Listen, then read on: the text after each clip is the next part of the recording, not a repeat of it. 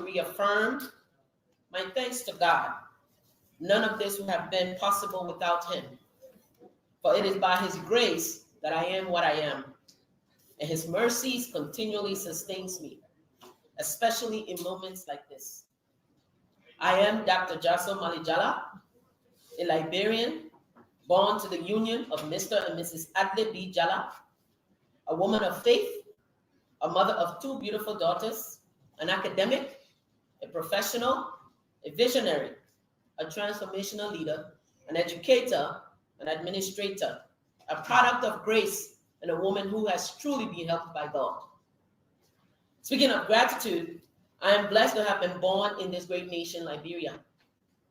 Glorious land of liberty, an ideal that drives the ambitions of all blessed to call this nation home.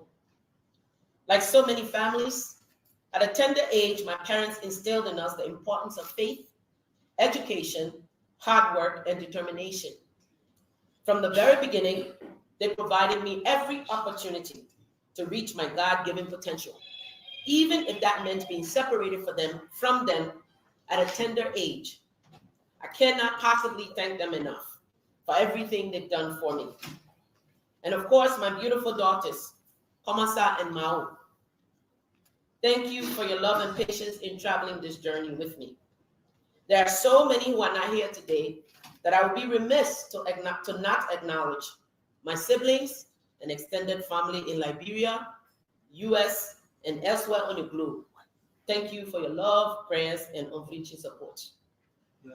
Necessitated by the civil conflict, I migrated to the United States in 1990, where I remained and completed both my secondary and post-secondary education. Having received a solid foundation at St. Michael's High School in Gardnersville, I graduated valedictorian and went on to pursue my undergraduate, graduate, and doctoral studies. I obtained a Doctor of Education in Educational Leadership from the Delaware State University, a Master of Arts in Counseling, and dual undergraduate degrees in Sociology and Communications, all from Rhode Island College, in addition to several professional certificates. During my 22+ years career, I have progressed from a coordinator counselor to an associate vice president, with emphasis in secondary and higher education, public service, research and development, human services, workforce development, capacity building, policy and program development. My work has consistently supported underrepresented and underserved low-income and first-generation students progress through the academic pipeline. As Associate Vice President, I bear the responsibility of ensuring the division's success, meeting institutional and stakeholders' expectations, and delivering value. Moreover, I am primarily responsible for implementing, forging educational partnerships, developing divisional priorities and strategic communications, conducting review, evaluation, and assessments of programs and services with emphasis on closing equity gaps for traditionally underserved populations, in line with institutional priorities.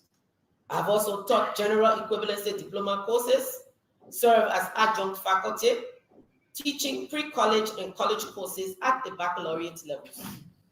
Mr. Chairman and honorable committee members, besides my experience in higher education, I have considerable experience in public service. Upon a competitive recruitment process in 2016, I was selected and received a presidential appointment to the position of Deputy Director General at the Liberia Institute of Public Administration. During my tenure as Deputy Director General, enrollment growth increased by 200%. Strategic communication bolstered awareness of training programs. Enrollment process was streamlined for efficient service delivery. Training service delivery was expanded to both public and the private sector, including the civil society and the donor community, with strict adherence to the decentralization policy. Moreover, as Deputy Director General, I also served as country coordinator for the Anglophone West African Regional Public Sector Management Training Program, overseeing an equitable and transparent scholarship award scheme. candidate recruitment and selection process. In addition, I have served as a consultant at the Ministry of Education to examine existing technical vocational education training scheme, where I identify strengths and weaknesses, effectiveness, and transparency of the existing monitoring evaluation arrangements in the TVET sector, and develop a framework that provided guidance for demand-driven and forward-thinking technical and vocational education training. Equally, I have directed and coordinated bilateral and multilateral education programs in the United States in partnership with institutions in China, South Korea, and Brazil. My experience and training demonstrate management of donor funding and requisite reporting required, with the implementation and management required from administrative donor projects. In addition, my experience as an application reader for the 2024 Mandela Washington Fellowship for Young African Leaders has provided me with in-depth insights on how to compose competitive applications. This experience will prove beneficial in bolstering the competitiveness of our future fellowship applications. Permit me now, Mr. Chairman and honorable committee members, to present some highlights as the basis for the Senate hearing and for other aspects of our engagement, by first re-emphasizing His Excellency President Joseph Numa Baka remarks in his State of the Nation address, where he echoed the need for revitalizing our education system, and further, education is a fundamental right and not a privilege. Therefore, access to quality education is key to successfully fighting poverty. I stand before you as the nominated Minister of Education, deeply aware of the significant challenges and profound responsibilities that come with this role.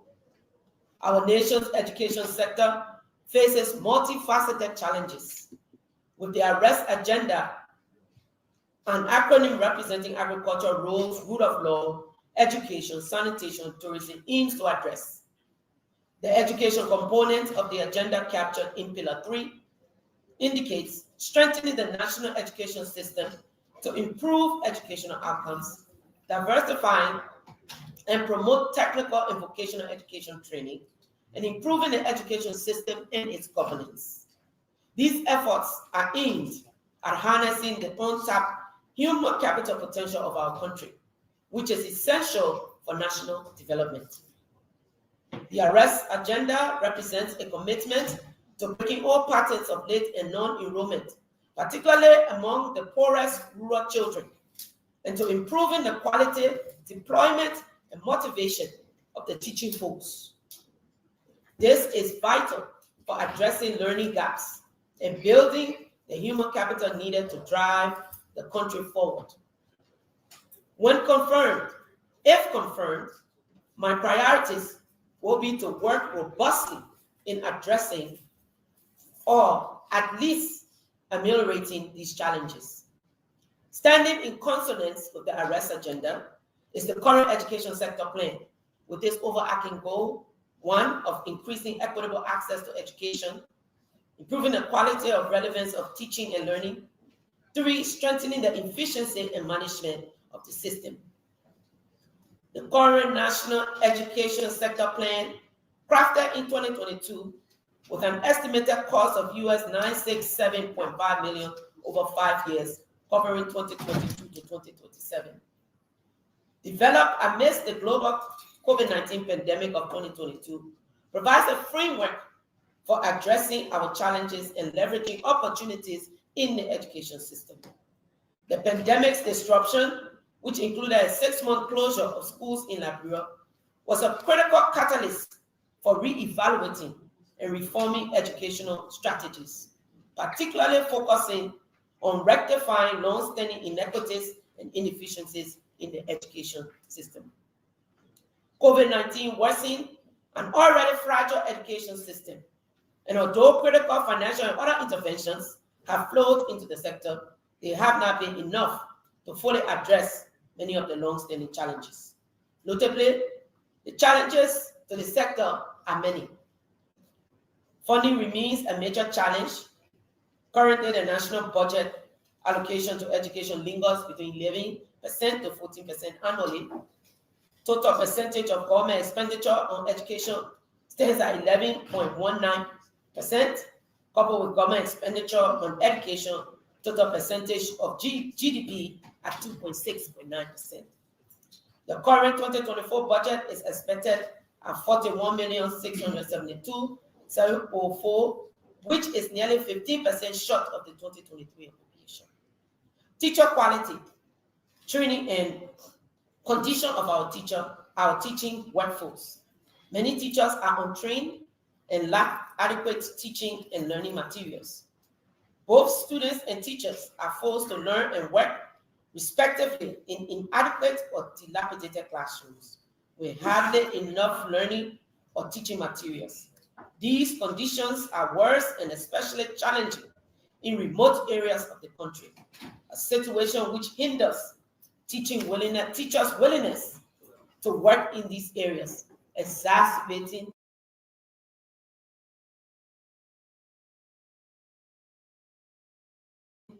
the use of volunteer teachers, which impacts the effectiveness of student learning. Inadequate facilities, infrastructure, and resources. Overage enrollment, which affects the effectiveness of learning and skill acquisition.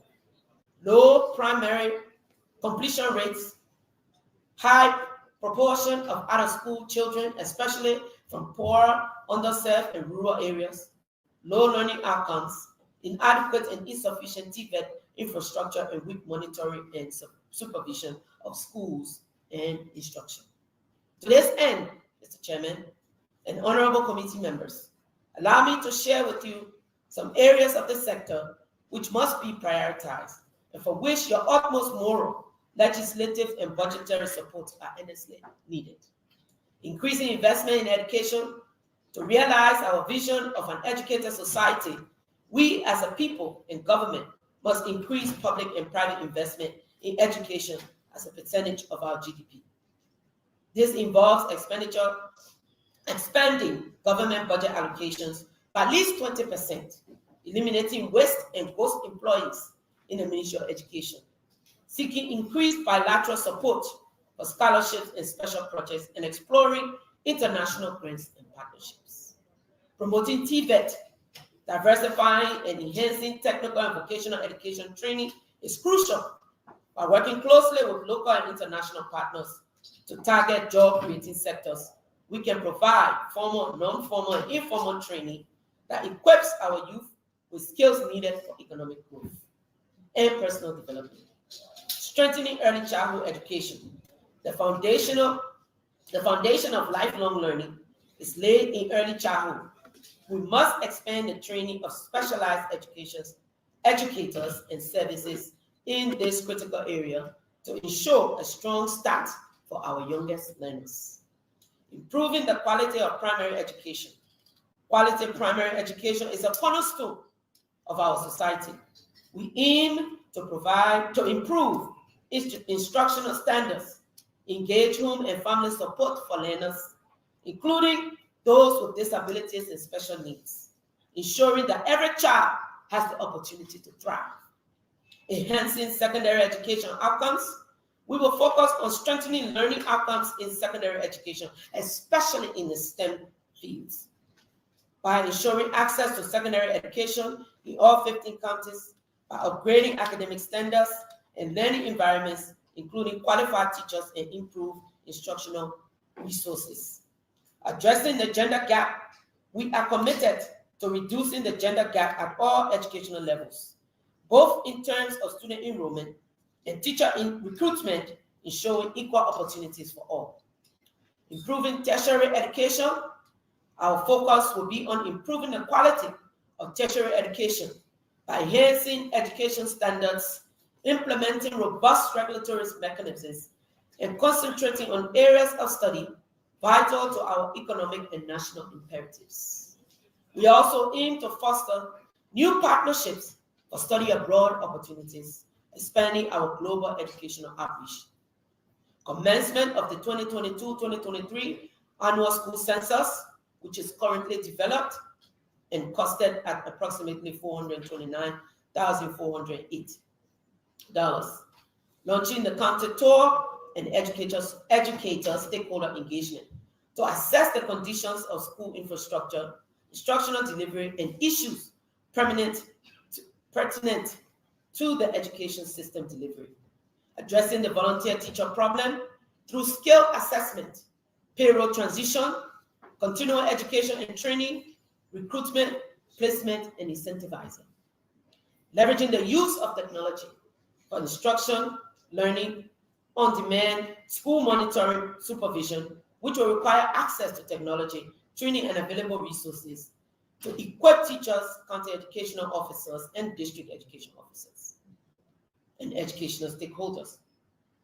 With the realization that education is the bedrock of national development, it is the imperative that we commit to leading an education delivery system that promotes an environment where our teachers, school boards, county and district education officers are capacitated and equipped to deliver quality education and service in their respective roles, where our students are provided instruction and educational opportunities that ensures they are well-read, well-spoken, technically proficient, and globally competent. And our lawmakers, partners, educational stakeholders, parents, and civil society are engaged and informed. Thank you for this historic opportunity, Mr. Chairman, to join the ranks of esteemed ministers of education that have served this great nation. Today marks a time of sober reflection on this preferment, the responsibilities and challenges that lie ahead. Unequivocally, this is a charge to deliver excellence and value in pursuit of strengthening our educational sector and operationalize policy and project commitments. I'm therefore poised to consolidate the gains made and emboldened by the vision of this administration to marshal our educational sector to new heights. In my quest to think, love, and build Liberia, I remain resolute and encouraged in moving forward with God being my source and my helper. I commit to working assiduously to ensure we yield the educational outcomes to which we aspire for our nation's development and onward progress. I am of the conviction that service to nation is a privilege, and if confirmed by this Honorable Senate, it's my charge to serve with integrity, accountability, and transparency. So help me God. Thank you. So that was an opening statement by the Minister of Education-designate Dr. Jarso Jallah Saygbe there, making her opening statement. The chairman, former Minister Natana Maggie, now Senator, Story Joe, is cared for. But before someone colleague came in while you were speaking, I will just get an opportunity to introduce himself. We'll start from my left, from my right.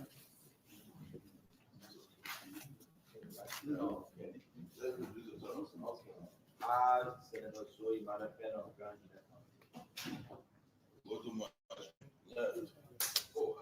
That's not Milton Finley.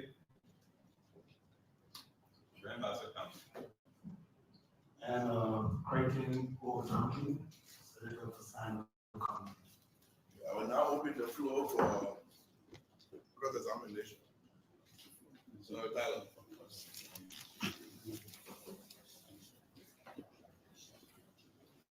Good morning again, Dr. Jallah.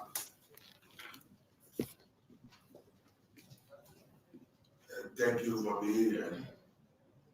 I like the fact that your presentation on our extemporaneous, because I would love that at the end of the day you give copies to the community, so in the future we can refer to it when you go off track. I hope you keep on track. Having said that, our first question to you will be, what is your vision as it relates to TVET, given the fact that over the last few years, there have been a rise of disadvantaged youth who are engaged in substance abuse, and which I believe is a national security threat, a threat to our future. What is your vision towards that? In other words, how do you intend to handle that kind of situation? That would be my first question. The second, I already taken it.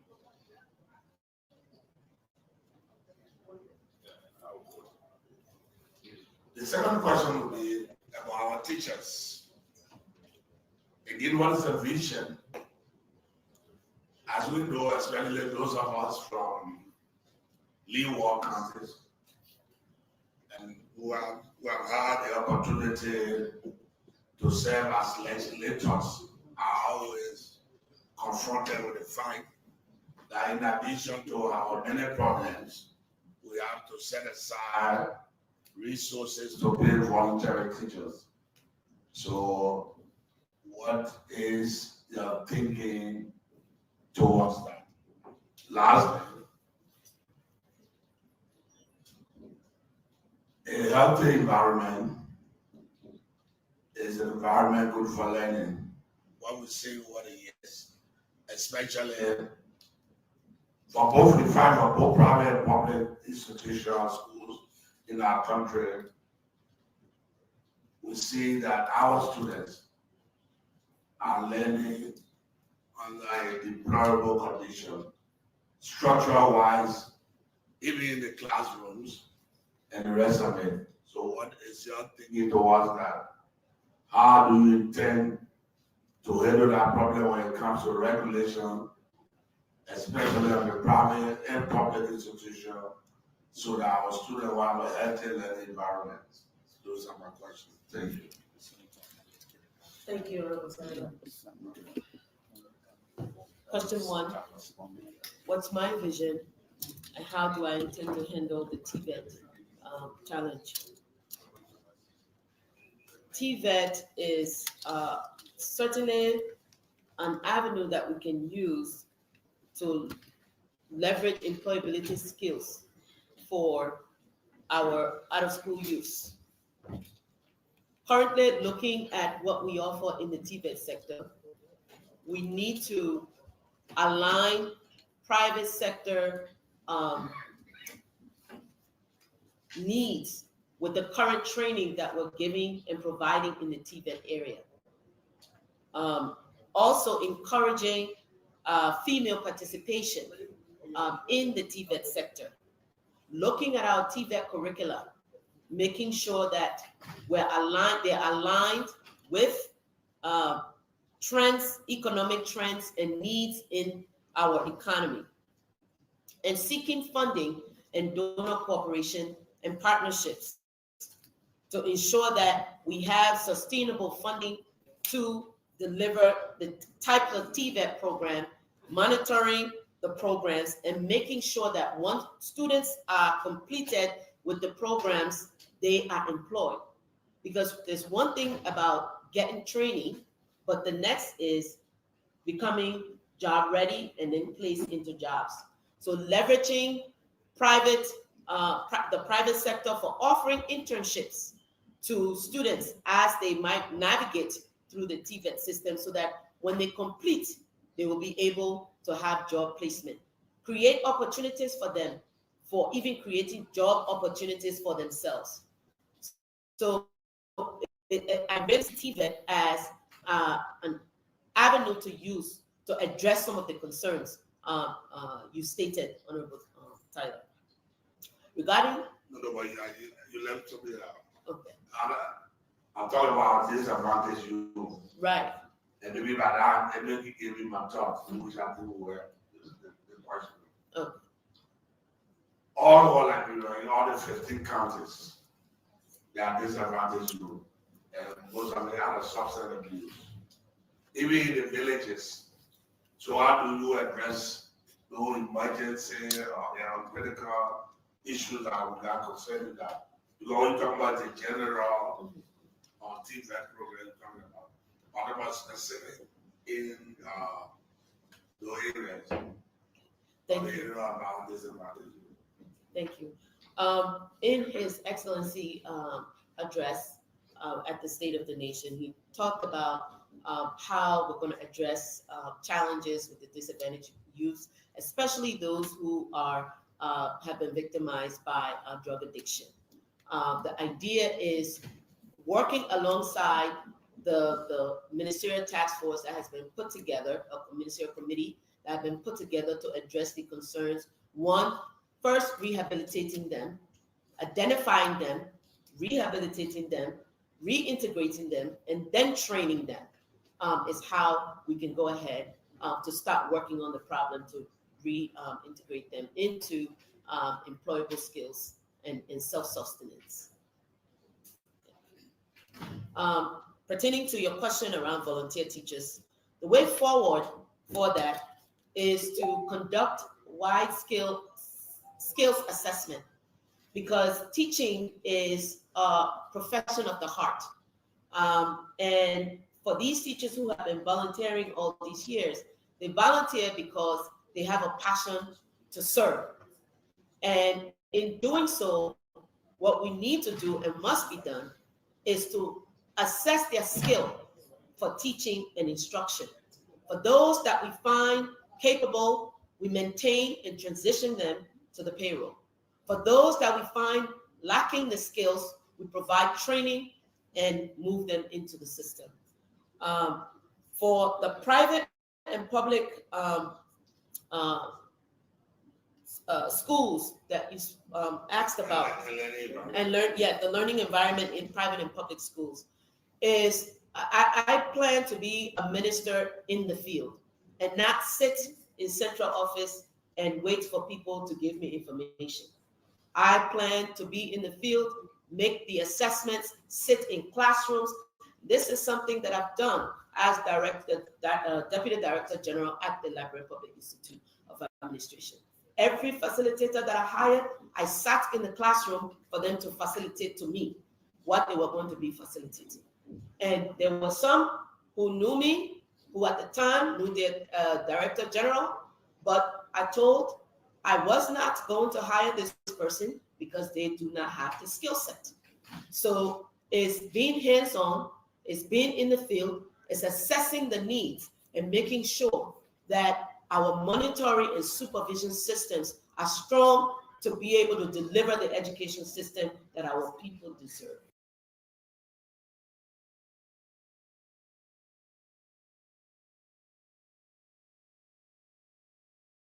Smith is going to ask his question. First, thank you very much. Your CV, your presentation as a father of girls, it gives me the encouragement to invest more in my girls. Thank you. I have three concerns, but the first one is just yes or no. Do you have any education institution in this country that is for you or that you are closely associated with? No. Can you clearly define your first 100 days delivery to this committee? Thank you. First. Two.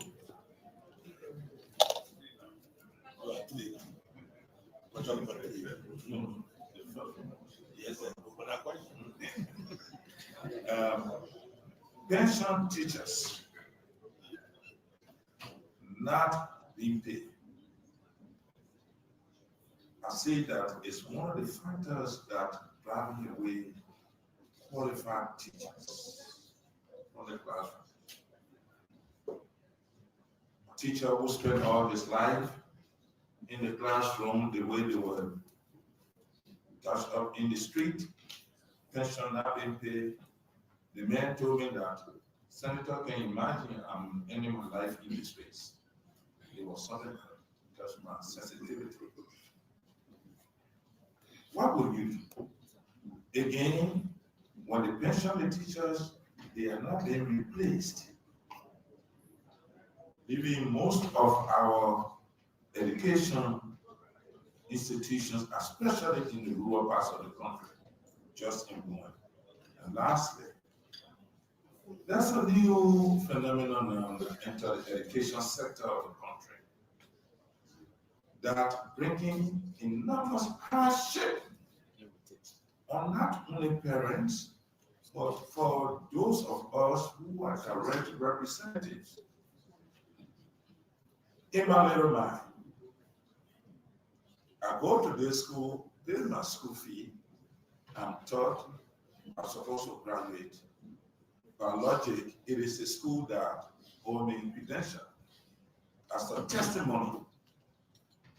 But all the institutions in the country now, graduation fees, $200 US, $150 US, $400 US, they're bringing serious action.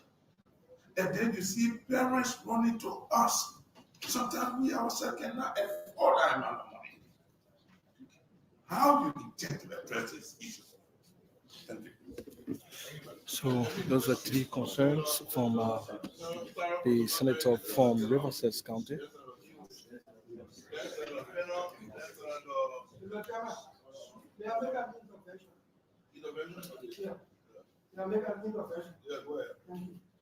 I thought the nominee will respond to senator or senator rather than doing it party. Let the senator have time to engage. Yeah. We want to make a conversation. Yeah, but still. I mean, time. Yeah, we but in time. Time. This is another 5 minutes. Have a conversation with you so the public can understand. So that each senator have engagement. So Yeah, thank you. the one I'm saying, I agree with you. The reason why I get to the some time because you don't have anything to say, so I consider the next person. So you have a conversation with the president. I will give everybody 5 minutes to engage you. Through that 5 minutes, somebody give you the time. And if you add too long, if you have one question, the president take a 5 minutes, you won't understand your 5 minutes. So everything will have 5 minutes, ask questions. 10 minutes. No, right now, let's do 5 minutes. This is the sector that is serious. It's a human rights sector. 10 minutes each. Okay, 10 minutes each. When necessary, no rushing. 10 minutes each. So when you're 10 minutes, you're not going to mind again because You reserve your five. okay, let me throw it away. You can come back.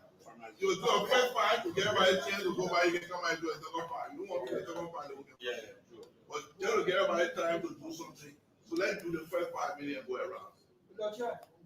This is a sector that is serious. We'll do another 5 minutes. We can't do that with 4 times for this year and what happened today. No. Confirmation hearings, nobody can. Yeah, but for the first, action until It depends on the nominee. Yeah. So what we'll do, my nominee, you engage the senator, want to make a conversation, people want to ask more questions. So they're not only asking questions for themselves, they're asking questions for the public.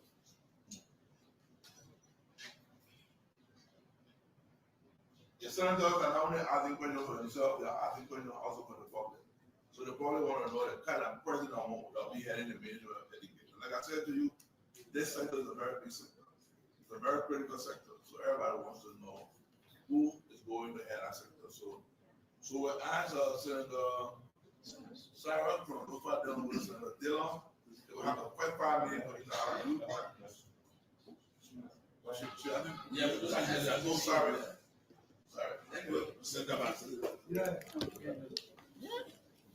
Thank you, Mr. Chairman. Honorable Senator, your first question about defining my first 100-day deliverables. One is to conduct a county tour and educator stakeholder engagement to understand the needs of the sector. While I have read on numerous reports, policy commitments, various policies as relates to the sector, hearing firsthand from the field is important to ensure that what's been captured in these reports truly are in consonance with the needs of the people and the people in the counties. So by that assessment, I will be able to determine infrastructural needs. I will be able to determine where resources must be placed. I will be able to address, identify the issues with volunteer teachers where there is high demand, and also to the areas of the pension. You talked about the pension teachers, teachers that are pensioned, and them not being paid or compensated, and also those teachers not being replaced. The volunteer teachers is an avenue to fill that gap. Doing that skill assessment of the volunteer teachers, identifying them to fill the gaps for what has been left on the gaps left from the pension, the teachers that are pensioned. Looking at and studying the pension scheme and understanding why teachers are not being paid, and working with lawmakers, working with the Ministry of Finance to ensure that, and the administration that manages the pension scheme, to make sure that our teachers are accordingly paid their due wages for serving nation. We cannot have our teachers feeling deplorable for serving their nation. You address you share concern and highlight on the phenomena of fees in school, astronomical fees for graduation, school uniforms, activities, and per the Education Reform Act of 2011, it does give the Minister of Education the authority to convene the Education Advisory Board. And what that board can do is serve as a regulatory mechanism to put some standards in place for addressing these exorbitant fees. Looking at why is an institution charging fees for services in infrastructures that does not align with where the money is being charged. So you charge, for example, a student $200 for graduation fee, or you charge a student certain amount of dollars for tuition fees, and you look at the infrastructure that the student is being taught in, it is misaligned. So until we sit as a board and regulate some of these things and create standards to make sure that schools do not just arbitrarily raise fees on our poor parents who are struggling to educate their students, in addition to the providing subsidies for students who need support. These are areas that in my 100 days I plan to try to assess, to lay out what the plan will be moving forward. Thank you.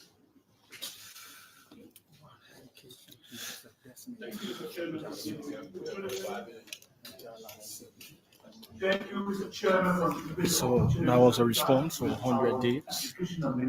So the senator from Lofa County, Senator First, let me appreciate you for his questions. Acting as an educator. Your presentation was great. Very great. I want to appreciate you for that. I have two major concerns I want to discuss about this morning. There is this issue about national examination fees that was being paid and later being paid by the past government. But in past times, we have heard that the money wasn't paid. It's 5 years or 1 year. Have you, as Minister-designate, come to take over this very important sector? My question: have you investigated as to whether the past government did pay these national examination fees? Whatever the answer is, whether yes or no, what intent do you have to continue with this paying of national examination fees? Do you have any intention of recommending this to the present government, considering that most of our parents are jobless and do not even have the money to pay school fees, not even mention what they're paid for? Students will be graduating from high school to colleges, or from 9th grade to high school. That is my first concern. I want to know whether there's an investigation that you have conducted in this era.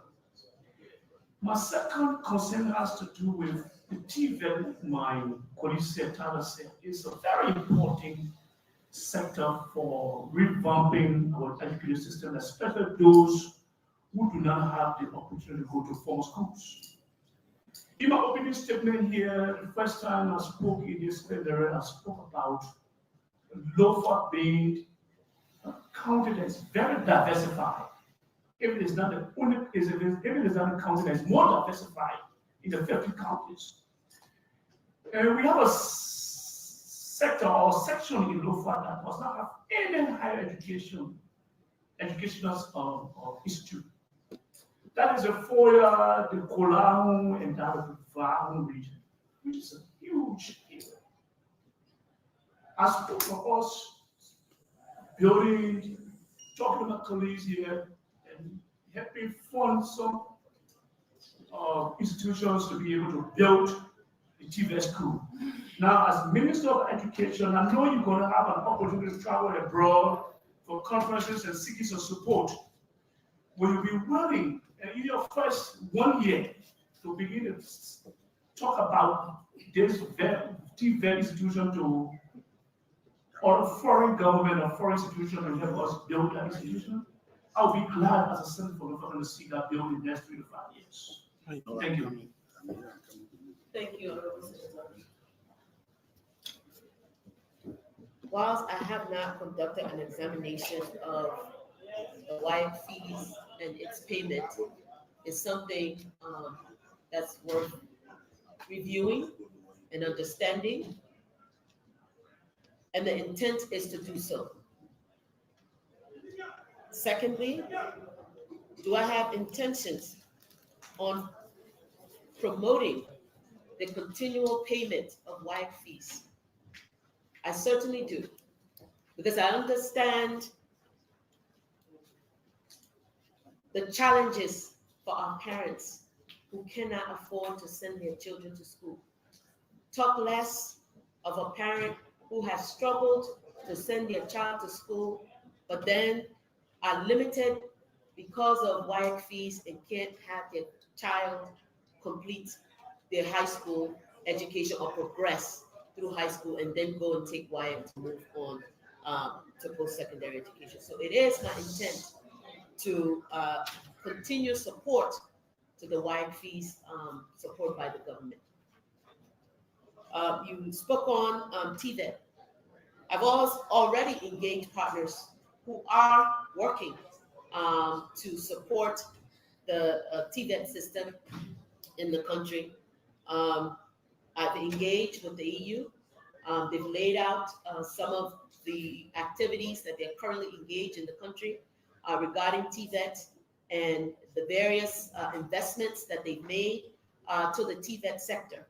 So it is my plan to continue to leverage not only the existing support, but also lobby across the world, across the globe, looking at areas that are beacons in delivering TVET education, Germany being one of them. Their TVET structure is now been replicated across the United States and elsewhere.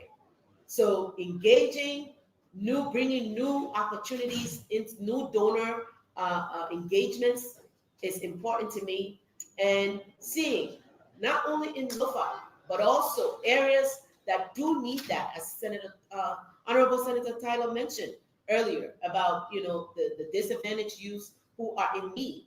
These areas also need to be given the opportunity to have these structures and institutions to develop the Liberian youth in the 15 counties. So it is my commitment to make sure that I don't only utilize the current supports that we have, but expand those supports with engagements with other partners in doing so.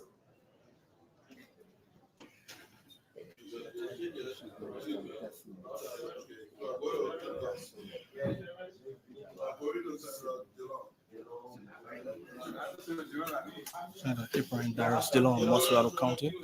will now take the floor to cross-examine the nominee, Dr. Jarso Jallah Saygbe. Thank you, Mr. Chair.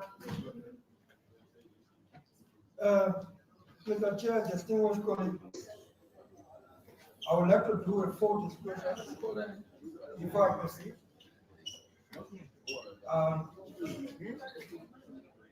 The nominee is my in-law. I'm doing full disclosure. The nominee is my in-law. My younger brother is married to my younger sister. I still feel a very challenging and difficult thing at this point. But my job demands me to be courageous at this time for the sake of country. So I will not recuse myself because I do not feel conflicted and I have some pointed questions about this sector to test the qualification and competence of the nominee. I wanted to make that full disclosure. Now we proceed. My nominee, good morning. Thank you, welcome. Normally, confirmation hearing, which is constitutional, taken very hard. If the framers of the Constitution did not think it was this serious and important, it would not have been made constitutional, the requirement. Confirmation hearing is like a job interview. In fact, it is job interview. This is the last vetting committee of the Republic. Before anybody enters into public service as prescribed in the Constitution. So I don't take confirmation hearing lightly. I lay the family relations, the friend relations, and I do my job. I got a little bit of questions. First thing is the very next one. Have you done drug tests? No, I have not. Will you do drug tests? Yes, I will. The president of Liberia has informed the people of Liberia that he and his vice president will leave. And the reason I'm asking is because if he feels violated to demand drug tests of you, decline that nomination already. We are taking drug issues seriously, and every nominee who sits before us will make sure that that question is asked, and you honor oath that you will take drug tests. Noted, thank you. I proceed. Did you sit with the president of Liberia, or have you sat with the president of Liberia to know his vision for this sector? And do you agree, and how do you feel? Question number one. Thank you, Senator. I want interaction with you, my family. Yes, thank you, Senator. I have sat with His Excellency. Not only have I studied the platform, the arrest platform, understanding what is captured in Pillar 3, the human development section component. His vision is to ensure that our education sector is revamped and cleaned up in terms of wastage that we currently find at the ministry. The concerns that there are challenges in the sector as large as it is speaks to, one, people not being accountable and responsible to the duties that they have been charged. I certainly believe in his vision, and that is why I'm here, to make sure that I work alongside lawmakers and the executive to make sure that this vision is executed. Thank you. Madam Nominee. Yes.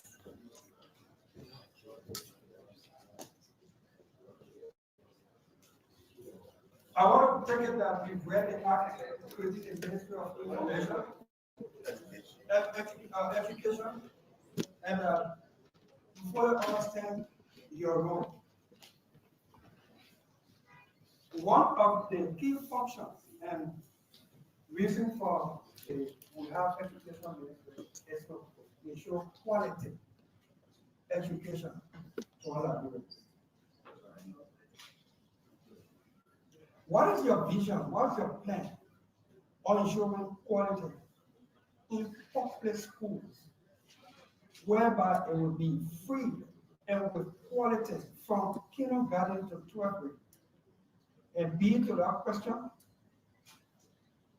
how do you intend to rate and grade the school system in this country? For instance, if Tubman High is a top tier school, say in the private school, in the private sector, private school, if B.W. Harris is the top private school and their fees commensurate with the quality of the education they are impacting or providing, then a Dallas General High School is far below B.W. Harris. What do you look for in there, and especially when it comes to the fees? If B.W. Harris is top and charging $100, and Dallas General High School is way down there, charging $100, what's a B100?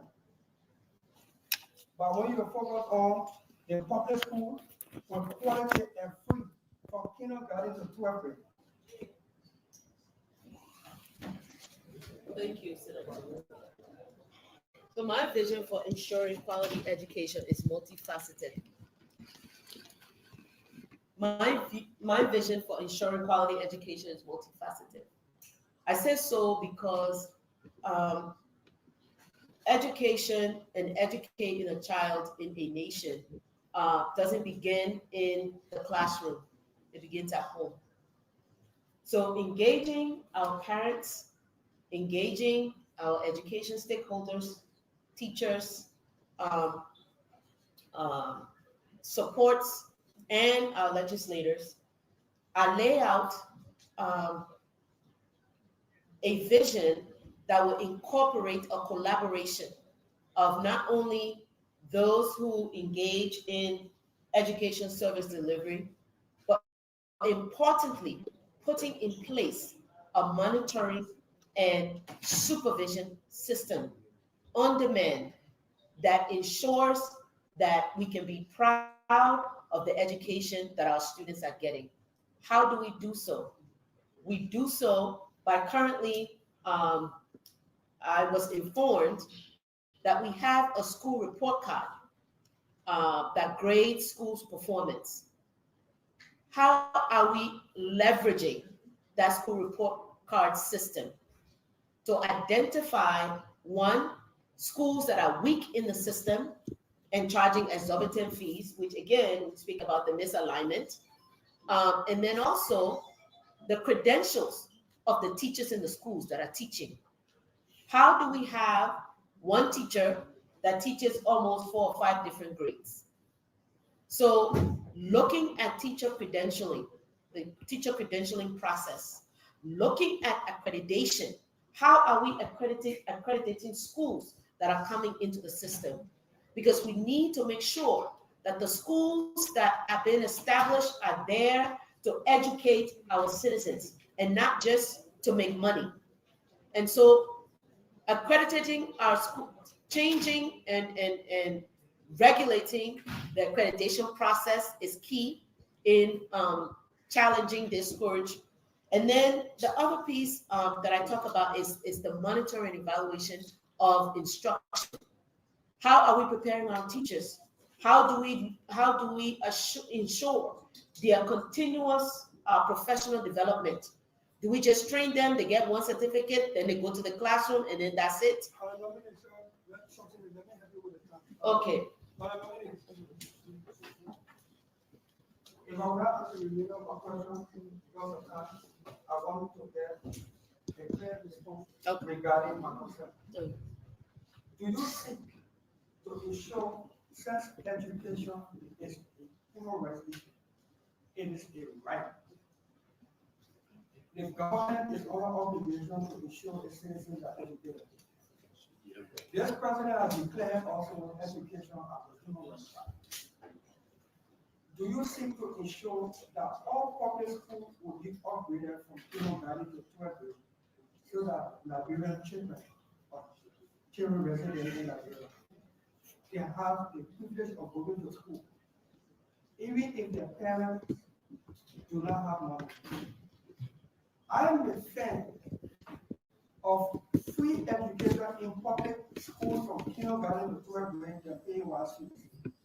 Because a parent who struggles to pay his or her child's school fee from kindergarten to 12th grade, the government can claim that he has educated that child because he pays some $60 for was fee.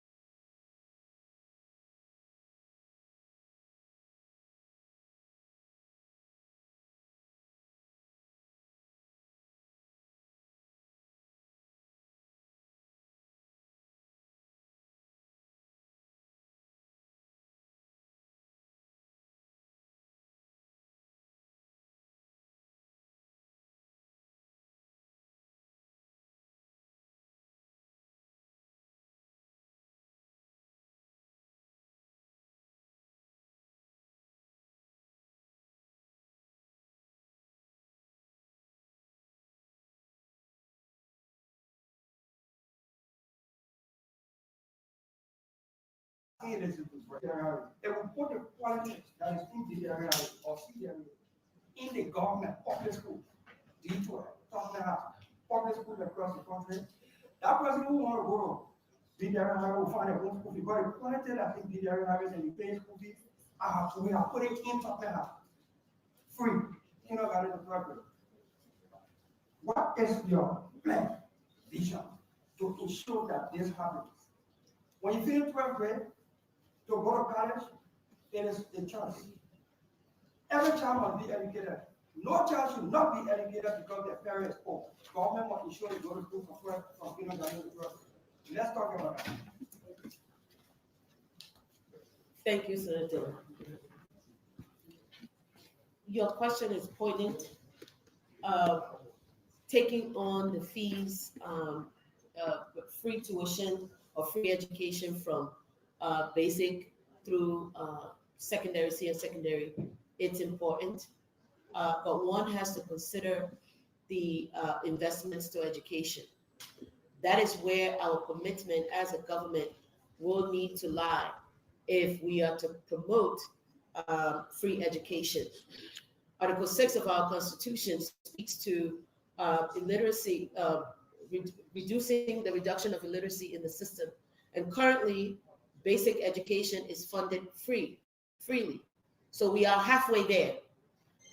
Extending past the basic education to secondary is something that needs to be reviewed and assess at what cost that it will, have implications for budgetary support that's needed in the education system. So certainly your point is well taken, that if a parent can support their child, through high school, we cannot as a government say we've educated them. But at least we make gains first with the WIAC fees, and then we're halfway through right now with supporting students at the basic level. And moving the agenda will require looking at what cost would that be. And I'm certainly looking forward to working with the honorable committee men and women to ensure that that certainly be a priority. Thank you, last word. Thank you. Last word. Madam Nominee, do you believe in aftermath budget? Let me knock it down. I have the budget here. 2023 budget. We have, for instance, early childhood. It is a budget line. Early childhood, 10,000, no air conditioning. 2023 education, you have 43 million in the budget. It's a boss figure. We can track it. We will provide 1 million for armchairs in public schools. We want aftermath. We want the aftermath. How much armchairs 1 million can produce? And if you know the quantity of armchairs that 1 million can produce, we want to listing that 500 chairs will go to Salomon, 300 chairs will go to this other public school. That kind of thing, aftermath budget, it can be easily tracked, you can see performance. Do you believe in aftermath budget? Because I think since the phone your response, we have been given both figures. It's not well explained in the budget. There's no supplementary attachment from the various ministers. So every year, the people pick up their budget of almost 700 million. They look in and find how much for the lawmaker and they close the book.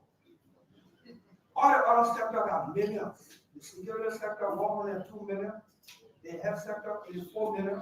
Education, do you believe in or do we do aftermath budget so that the budget can be clearly explained and then we can track it for performance and oversight and accountability? Thank you.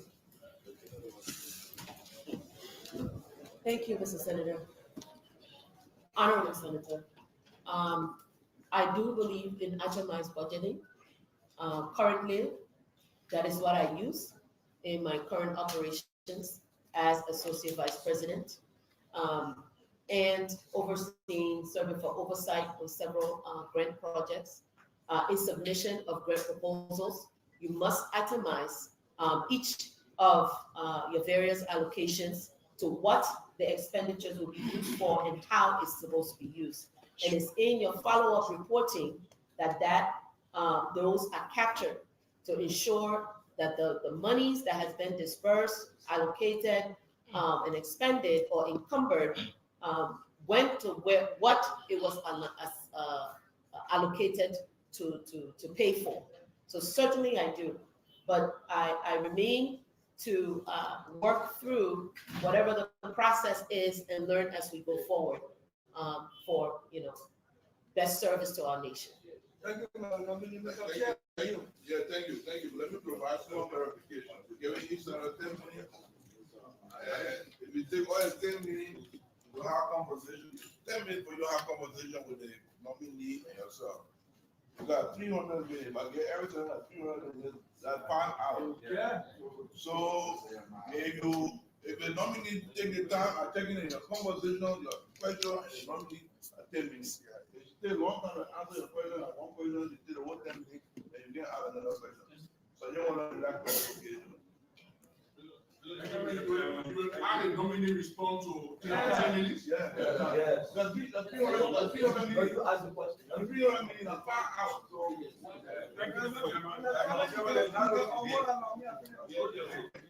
So, Because you finish. Yes, very much. I appreciate it. Thank you. I will not take 10 minutes.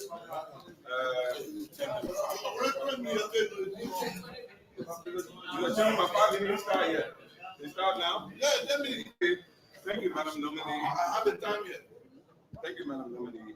First question, I will try to make my question short. First question, have you declared your asset? Not yet. So you do intend to declare your asset after you? Absolutely. Thank you. Second question, are you willing to cap graduation fees for institution, kindergarten, second grade, third grade, fifth grade? I think Senator Smith alluded to that. We are, because. No, I'm not asking you for explanation after, because I got 5 minutes. I don't want Senator McGill to cut me off. Time is already. Yeah, I'm below. Why? What are your plans? What are your plans to deal with substandard schools in the country? Institutions.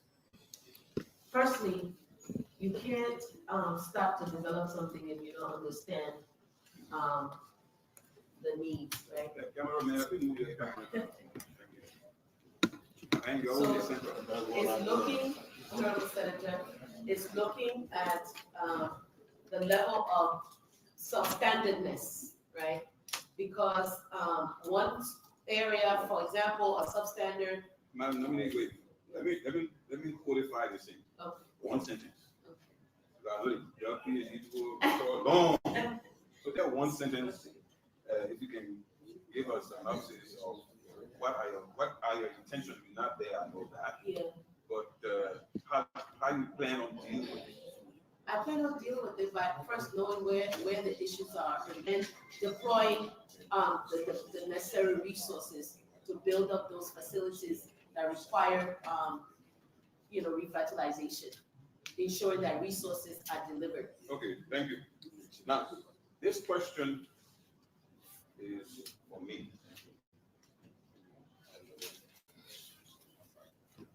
How can I help you? Help support investment to education. I'm a senator. How can we help you? That's a real question. So, and that's the response, Honorable Senator, is all of the things that we talked about earlier and have been discussing requires funding support. And if we have funding support, we can be able to do what we need to do in the sector.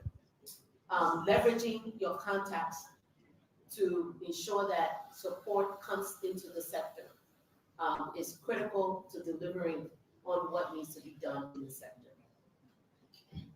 Mr. Chairman, thank you.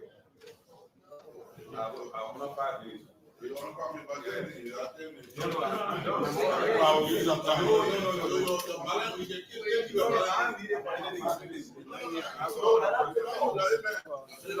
Well, folks, this is Spoon TV. You're following. Now we are coming to you live from the Chamber of the Labyrinth Senate confirmation hearing for the Education Minister-designate Dr.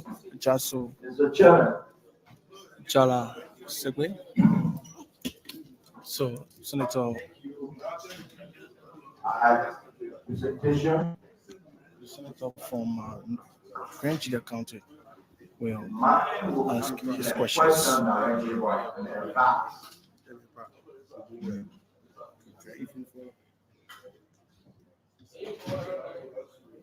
Yesterday, I saw the news in the paper. All of those things, people right there in the south, so many people who know about that. Well, people who live in the community with you, we have placed a pause in the states and talk to other people. And now, everybody I spoke with, they did tell me that it's the best choice for Liberia. So, Senator Peno, if you can help or be confirmed, you're going to see it for yourself. This is my first time seeing you. I never interacted with you besides going through your CV and saw the lecture that former President Johnson appointed you deputy director general before. I never interacted with you. When my colleagues asked some questions, I was about to ask, so now a friend of mine to advance. For example, in Grandia, there's morning time. In Grandia, there's morning time, 2024. Children are still learning, sitting on the ground. No blackboard. 6th grader will be president of a high school. A graduate from high school will be community college teacher. These are the things that we are going through in Liberia today. And no former minister of education, he or she, since 1847 to present, I believe very strongly that we will come out to say that Liberian government never pay attention to the budget when you go to the Senate and they can cut down our budget. No. This is my 10th year in the Senate. I was in the House of Representatives. This is my first time to take part with confirmation. And my interest in all the confirmation that will be coming will be education, health, and public works. Because these are the direct benefit of my people. My advice to you, all the past Minister of Education, today the problem that we are facing is the past Minister of Education. All of them own their own private schools. community colleges in your counties and villages and community in Monrovia. Every good school that you see, technical institution, computer school, are owned by Deputy Minister, Minister of Education. When they go out there using the name of Liberia, and they do not give them the money, they divert to their own institutions. I challenge you, go and do your research. I believe 100% the outgoing Minister of Education, if you find out, either he has a high school or a community college somewhere that probably community college that people are running for him. It's very salary that building.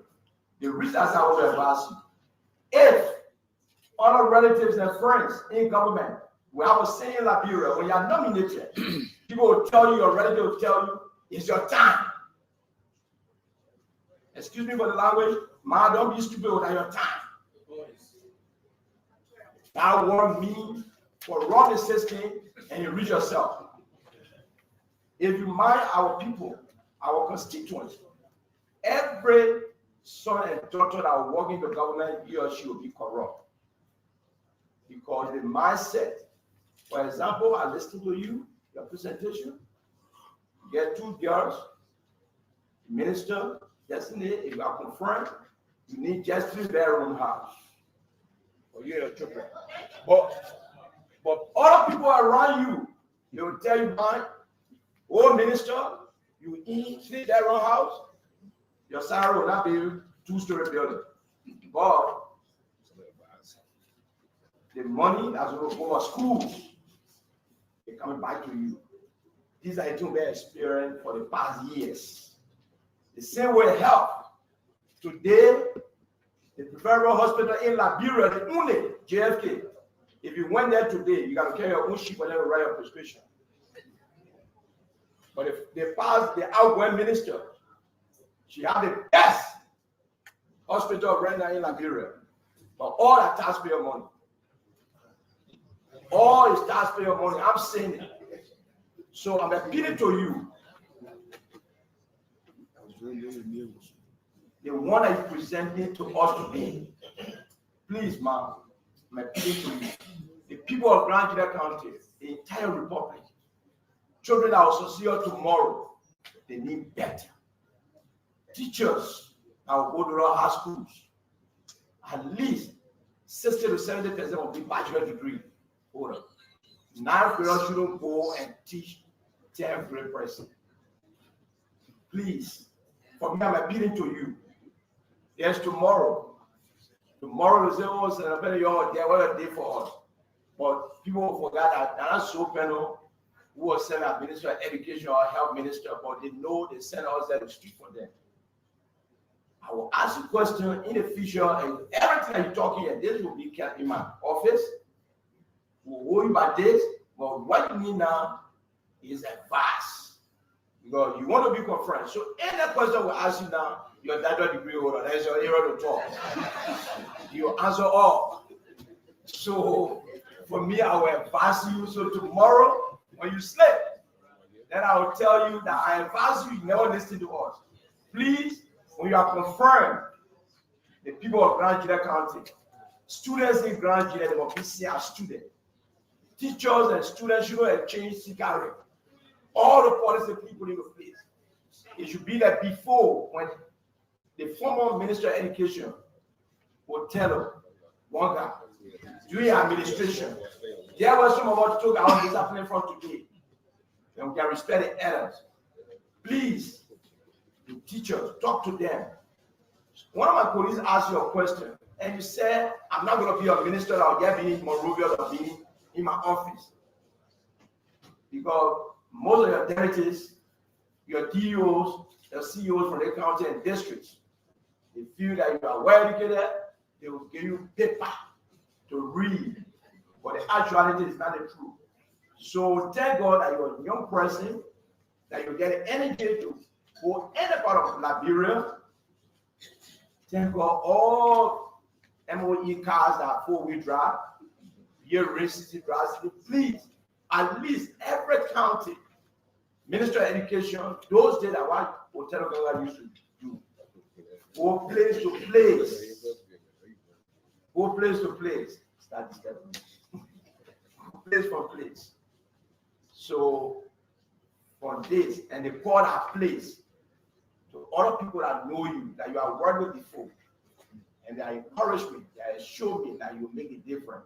I can assure you, if the committee bring report, if you or you get a vote of ground in the country. Thank you.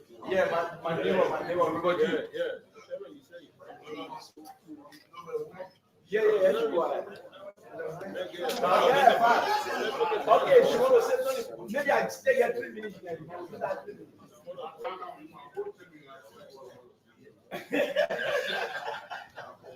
Thank you, Honorable President, for your vote of confidence and the advice. It's well taken. It's about time public officials serve the public good. And with your advice, that is what I intend to do. If confirmed, I plan to work as I did before at the Liberia Institute of Public Administration. I plan to do same for the forward progress of this nation. Thank you. Thank you very much. We'll proceed to Mr. Jallah. Dr.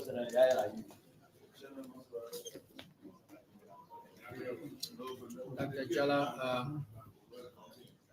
good morning again. I read your resume. Do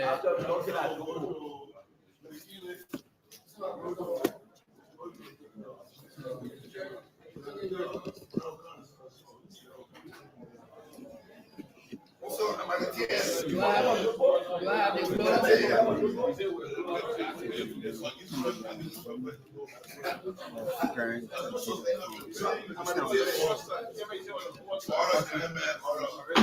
Do I have the floor?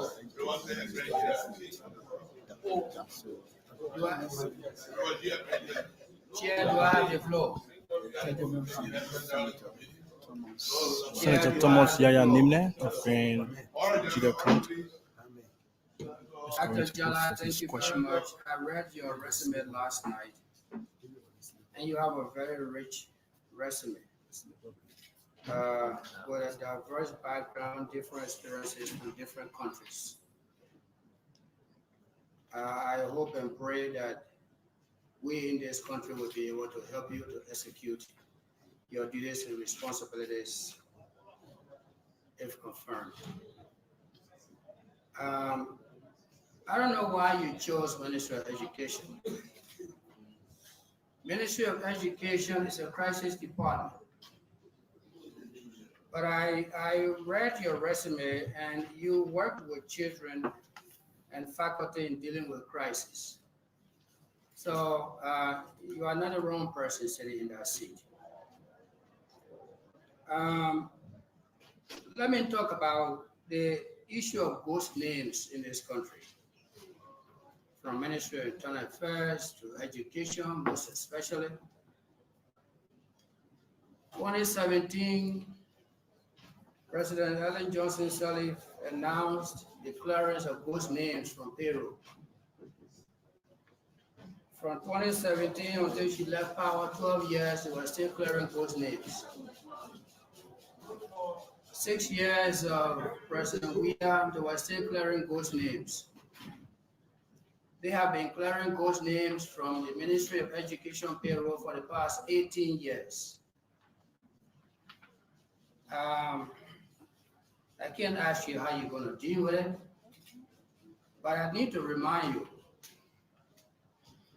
that Ministry of Education is a crisis department. We hope and pray that you will come up with a new vision to resolve the issue of ghost names. If a ministry is taking 40 million and students in the first grade, third grade cannot read and write, that becomes a problem for the nation. The second issue here is, the issue is not student non-enrollment. The issue is lack of teachers, underpayment of teachers. There are teachers who have been required to acquire C certificates from BWI, from KRTTI, somewhere in Maryland as well. There are teaching institutions that are giving teachers C certificates. But these teachers with C certificates are not on payroll. Teachers are being underpaid. Teachers in rural areas are paid $10,000 LD, which is probably roughly $55, $60 US. So I don't know, coming from my area that takes about a day and a half to get to Sweden to get a paycheck, the teacher